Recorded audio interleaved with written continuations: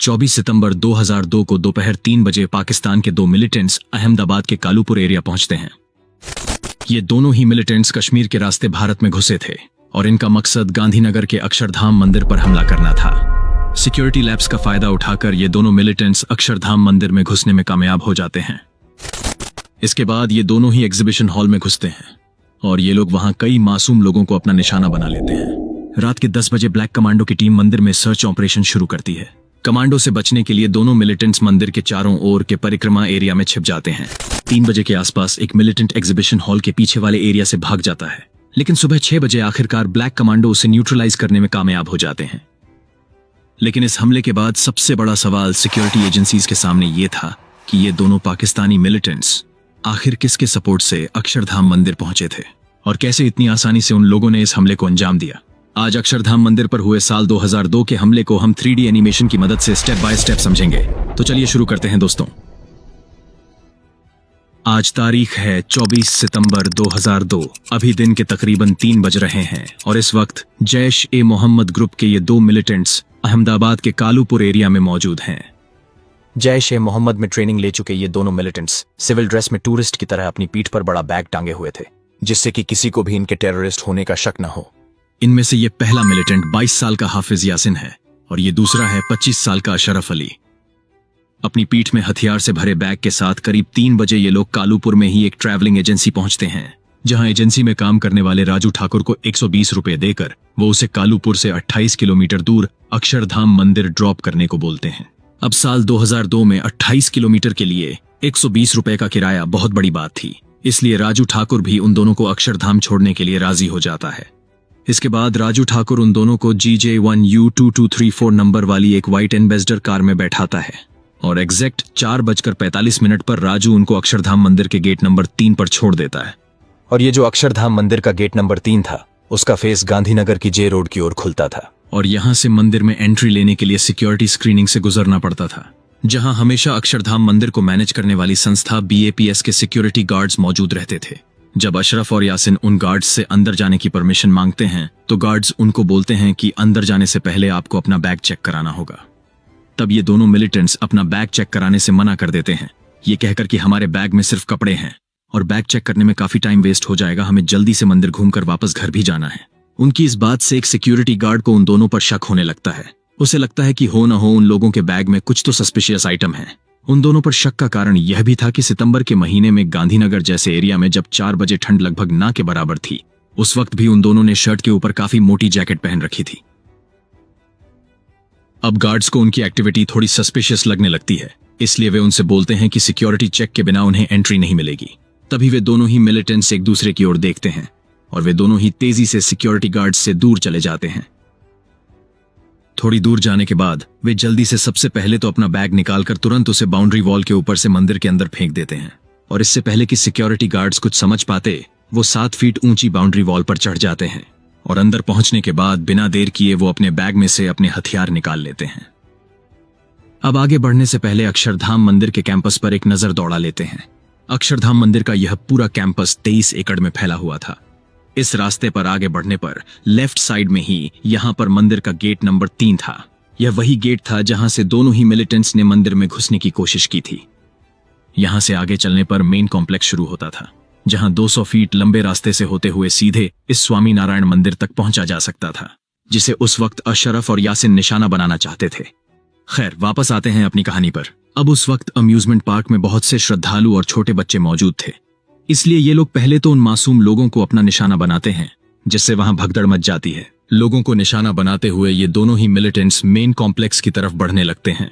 बीच में इस तरफ एक बुक स्टॉल पड़ता था, जिसके ऊपर भी ये लोग ग्रेनेड फेंक देते हैं।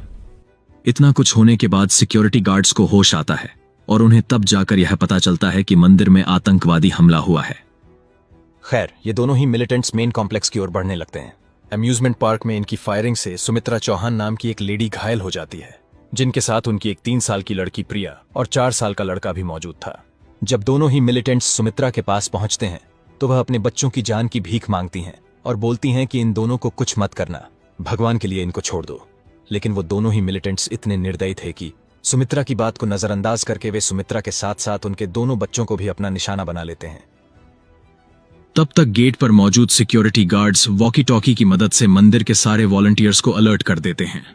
इधर ये दोनों ही मिलिटेंट्स हैंड ग्रेनेड फेंकते हुए मेन कॉम्प्लेक्स की ओर बढ़ने लगते हैं, जहां एंट्रेंस पर एक वॉलंटियर खोद सिंह जाधव उन्हें अपनी ओर आता हुआ देख लेता है। वह मिलिटेंट्स की मंशा समझ जाता है कि ये दोनों ही मंदिर में घुसकर वहां लोगों को निशाना बनाना चाहते हैं। आपकी जानकारी के लिए बता दूं कि उस वक्त करीब 35 लोग इस मेन मंदिर में प्रार्थना कर रहे थे और मंदिर का गेट भी उस वक्त खुला था। जाधव तुरंत ही 200 फीट लंबे इस रास्ते से मेन मंदिर की तरफ भागना शुरू कर देता है। उसके पीछे पीछे दोनों मिलिटेंट्स भी अपनी जैकेट में रखे ग्रेनेड को में इधर उधर फेंकते हुए मेन मंदिर की तरफ दौड़ने लगते हैं। खुद सिंह जाधव अंदर पहुंचते ही एक वॉलंटियर की मदद से 15 फीट के इस गेट को बंद कर देते हैं और ठीक उसी वक्त अशरफ और यासीन भी मंदिर के इसी गेट पर पहुंच जाते हैं। यदि यहां गेट बंद करने में जाधव 2 से 3 सेकंड की भी देरी करते तो शायद दोनों ही मिलिटेंट्स को मंदिर में घुसने का मौका मिल जाता। अब मेन मंदिर में न जा पाने से ये दोनों फ्रस्ट्रेट हो जाते हैं, क्योंकि इनको लोगों को अपना टारगेट बनाने का मौका ही नहीं मिल पाया था। इसलिए ये लोग वहां से वापस मुड़ते हैं और मेन मंदिर के लेफ्ट साइड में इस रास्ते पर जाने लगते हैं जो कि एग्जीबिशन हॉल की तरफ जाता था। क्योंकि ये दोनों ही लोग पूरी प्लानिंग करके आए थे, इसलिए इनको पता था कि अक्षरधाम मंदिर में शाम के वक्त एग्जीबिशन हॉल में काफी भीड़ होती है। अब तक 4:48 हो चुके थे और एग्जीबिशन हॉल के लोगों को यह पता चल गया था कि वहां टेररिस्ट अटैक हो चुका है। इसलिए जब एग्जीबिशन हॉल 1 के लोग इन मिलिटेंट्स को अपनी ओर आता देखते हैं तो वे लोग एग्जीबिशन हॉल में वापस चले जाते हैं और वहां का एंट्री गेट बंद कर लेते हैं।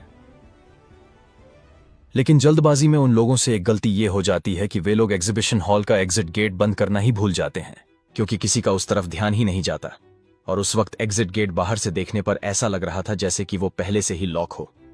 अब ये दोनों ही मिलिटेंट्स जैसे ही एग्जीबिशन हॉल के एंट्री गेट पर पहुंचते हैं, ये दरवाजे को कई बार धक्का देते हैं, लेकिन वो उसे खोलने में कामयाब नहीं हो पाते। इसलिए वो इस तरफ एग्जीबिशन हॉल के एग्जिट गेट पर जाकर धक्का मारते हैं और सरप्राइजिंगली वो गेट एक ही बार में खुल जाता है और वो बिना देर किए अंदर चले जाते हैं। इस वक्त तक अक्षरधाम मंदिर के मुख्य पुजारी श्री विश्वविहारी स्वामी उस वक्त के सीएम नरेंद्र मोदी को फोन करके पूरे हमले की जानकारी देते हैं और उसी वक्त स्टेट पुलिस और रिजर्व फोर्स के जवान अक्षरधाम मंदिर के लिए रवाना हो जाते हैं। जिसके बाद सीएम नरेंद्र मोदी उस वक्त के डिप्टी पीएम एल के आडवाणी को कॉल करके अक्षरधाम मंदिर की पूरी स्थिति क्लियर करते हैं और उसी वक्त डिप्टी पीएम एल के आडवाणी एनएसजी कमांडो की एक टीम को दिल्ली से अक्षरधाम मंदिर भेजने का ऑर्डर जारी कर देते हैं। इधर दोनों ही मिलिटेंट्स एग्जिट गेट से एग्जीबिशन हॉल में एंट्री लेने के बाद वहां मौजूद लोगों को अपना निशाना बनाना शुरू कर देते हैं और एक छोटी सी गलती से ये दोनों ही मिलिटेंट्स अपने मंसूबे में कामयाब हो जाते हैं। ये दोनों ही लोग वहां मौजूद लोगों पर ताबड़तोड़ फायरिंग करते हैं और इस हमले में 27 मासूम लोगों की जान चली जाती है। कई लोग मिलिटेंट्स से बचने के लिए एंट्री गेट से ही बाहर निकल जाते हैं। इस वक्त तक स्टेट पुलिस और रिजर्व फोर्स के जवान भी मंदिर को अपने कंट्रोल में ले लेते हैं। धीरे धीरे अंधेरा छाने लगता है और इधर एग्जीबिशन हॉल में आतंक फैलाने के बाद ये दोनों ही मिलिटेंट्स इस मेन मंदिर के चारों ओर मौजूद इस परिक्रमा एरिया पर चढ़ जाते हैं और यहीं से वो पुलिस और स्टेट कमांडो को अपना निशाना बनाना शुरू कर देते हैं। अब क्योंकि शाम के 7 बज गए थे और परिक्रमा पर मौजूद होने के कारण दोनों ही मिलिटेंट्स को अपनी स्ट्रैटेजिक लोकेशन का एडवांटेज मिल रहा था। ऊपर से अंधेरा होने के कारण पुलिस और स्टेट कमांडो के जवानों के लिए उन दोनों को निशाना बनाना काफी मुश्किल हो रहा था। इधर 7:30 बज गए थे और मेन मंदिर में अभी भी लोग फंसे हुए थे। पुलिस और स्टेट कमांडो की टीम जब मंदिर में फंसे 30 लोगों को बाहर निकालने लगती है तो परिक्रमा पर मौजूद मिलिटेंट्स कमांडो के साथ साथ लोगों पर भी फायरिंग कर देते हैं। हालांकि दोनों ही मिलिटेंट्स मेन मंदिर से काफी दूर थे, इसलिए इस फायरिंग में किसी को भी कोई नुकसान नहीं पहुंचता। करीब 10:10 पर 33 ब्लैक कमांडो की टीम अक्षरधाम मंदिर पहुंचती है और वहां पहुंचते ही ये लोग मिलिटेंट्स की सर्चिंग में लग जाते हैं। पहले तो कमांडो का यह प्लान था कि इस ऑपरेशन को सुबह तक के लिए टाल दिया जाए, क्योंकि रात की वजह से दोनों ही मिलिटेंट्स को अपनी स्ट्रैटेजिक लोकेशन का फायदा मिल रहा था। लेकिन कमांडो फिर ये डिसाइड करते हैं कि यदि दोनों ही मिलिटेंट्स को संभलने का ज्यादा वक्त मिला तो वो मंदिर को और ज्यादा नुकसान पहुंचा सकते हैं। इसलिए वे किसी भी सूरत में दोनों मिलिटेंट्स को जल्द से जल्द पकड़ना चाहते थे। इसलिए ब्लैक कमांडो को जब दोनों ही मिलिटेंट्स की परिक्रमा एरिया में होने की हिंट मिलती है तो वे सीढ़ी की मदद से परिक्रमा पर चढ़ जाते हैं और उन मिलिटेंट्स की ओर फायर करते हैं, लेकिन कम रोशनी की वजह से कमांडो का टारगेट मिस हो जाता है। वहीं दोनों ही मिलिटेंट्स कमांडो को परिक्रमा पर अपनी ओर आते देख तुरंत ही अपनी जान बचाने के लिए परिक्रमा से नीचे कूद जाते हैं। नीचे पहुंचते ही वे समझ जाते हैं कि उन्हें कमांडो ने चारों तरफ से घेर लिया है। इसलिए वे लोग एग्जीबिशन हॉल के पास एक टॉयलेट में घुस जाते हैं और करीब 2 घंटे तक वहीं छिपे रहते हैं। करीब 1 बजे के आसपास ये दोनों ही लोग टॉयलेट से निकलकर एग्जीबिशन हॉल के पीछे झाड़ियों में छिप जाते हैं।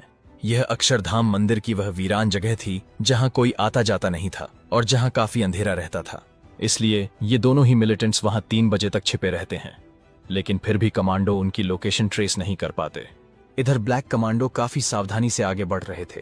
मिलिटेंट्स की लोकेशन का पता करने के लिए कमांडो एक ट्रिक का इस्तेमाल करते हैं। वे हर उस एरिया की तरफ फायरिंग करते हैं जहां पॉसिबली मिलिटेंट्स मौजूद हों, और कमांडो की यह ट्रिक काम भी करती है, क्योंकि जब अशरफ और यासिन कमांडो की तरफ बैक फायरिंग करते हैं तो कमांडो को आइडिया हो जाता है कि किस डायरेक्शन में वे दोनों मिलिटेंट्स छिपे हुए हैं। धीरे धीरे कुछ कमांडो उस झाड़ी की तरफ बढ़ते हैं और वे दोनों ही मिलिटेंट्स को घेर लेते हैं, लेकिन अनफॉर्चुनेटली उनमें से एक मिलिटेंट अशरफ भागने में कामयाब हो जाता है। कमांडो तब तक यासिन को अपने टारगेट पर लेकर उसे न्यूट्रलाइज कर देते हैं और उसके पास मौजूद सामान जब्त कर लेते हैं। कमांडो आगे अपनी सर्च और बढ़ा देते हैं और आखिरकार वो अशरफ की लोकेशन का भी पता लगा लेते हैं और उसे चारों ओर से घेर लेते हैं। भागने का कोई रास्ता न देख अशरफ बैकफायर करता है, जिससे कि एक कमांडो घायल हो जाता है। आखिरकार सुबह 6:45 पर कमांडो अशरफ को अपने निशाने पर लेकर उसे भी न्यूट्रलाइज कर देते हैं और फाइनली इस तरह कमांडो सक्सेसफुली इस ऑपरेशन को उसके अंजाम तक पहुंचा देते हैं। कमांडोज ने दोनों पाकिस्तानी मिलिटेंट्स को मार तो दिया, लेकिन इस पूरे हमले में 29 आम लोग और एक कमांडो को मिलाकर कुल 30 लोगों की जान गई थी, और यह सब हुआ एक सिक्योरिटी लैप्स की वजह से। यदि इस दिन मंदिर की सिक्योरिटी में तैनात गार्ड्स के पास सेफ्टी इक्विपमेंट होते तो शायद इतना बड़ा हादसा न हो पाता। खैर, इस हमले के बाद अक्षरधाम मंदिर को अस्थायी रूप से बंद कर दिया गया और करीब 14 दिन बाद इसे फिर से आम लोगों के लिए खोला गया। इसकी सिक्योरिटी काफी बढ़ा दी गई। मंदिर में मोबाइल, इलेक्ट्रॉनिक गैजेट जैसी चीजों पर पूरी तरह से पाबंदी लगा दी गई और हर अंदर जाने वाले व्यक्ति को मेटल डिटेक्टर से गुजरना अनिवार्य कर दिया गया। अक्षरधाम मंदिर में हुए हमले के बाद पुलिस और इंटेलिजेंस ब्यूरो पूरी जी जान से अपनी इन्वेस्टिगेशन में लग गए थे। पुलिस को अक्षरधाम मंदिर पर हमला करने वाले दोनों ही मिलिटेंट्स के पास उर्दू में लिखे कुछ लेटर्स मिले थे, जिनमें तहरीक-ए-कासस नाम के एक इस्लामिक रिबेल ग्रुप का जिक्र था। जब उन लेटर्स का हिंदी में अनुवाद किया गया तो पता चला कि यह हमला 2002 के गुजरात दंगों का बदला लेने के लिए किया गया था। इस केस में सबसे दिलचस्प बात यह थी कि ये दोनों ही मिलिटेंट्स पहले तो पाकिस्तानी नागरिक बताए जा रहे थे और यह भी कहा जा रहा था कि वे 24 सितंबर को यानी हमले वाले दिन ही अहमदाबाद आए थे। लेकिन फोरेंसिक एक्सपर्ट्स के अकॉर्डिंग यहां ट्विस्ट ये था कि उन मिलिटेंट्स के कपड़े, अंडरगारमेंट्स और ड्राई फ्रूट्स सभी कालूपुर के लोकल मार्केट से खरीदे गए थे। उन ब्रांड्स को कोई भी आसानी से पहचान सकता था क्योंकि वे सभी ब्रांड्स कालूपुर में काफी फेमस थे। इससे जांच और ज्यादा उलझ गई थी, क्योंकि सवाल यह था कि यदि वे दोनों मिलिटेंट्स कालूपुर में रुके थे और वहीं से उन्होंने इस हमले की प्लानिंग की थी, तो आखिर उनको लोकल लेवल पर सपोर्ट किसने किया था। इसने केस को काफी पेचीदा बना दिया था। पुलिस को शक था कि हो न हो गांधीनगर या अहमदाबाद में कुछ लोग ऐसे थे जिन्होंने उन दोनों मिलिटेंट्स को पनाह दी हो। इस घटना के बाद गुजरात पुलिस ने लोकल लेवल पर और इन्वेस्टिगेशन की, इस सोच में कि उनको कोई ऐसा आदमी मिले जिसने अशरफ और यासीन की मदद की हो।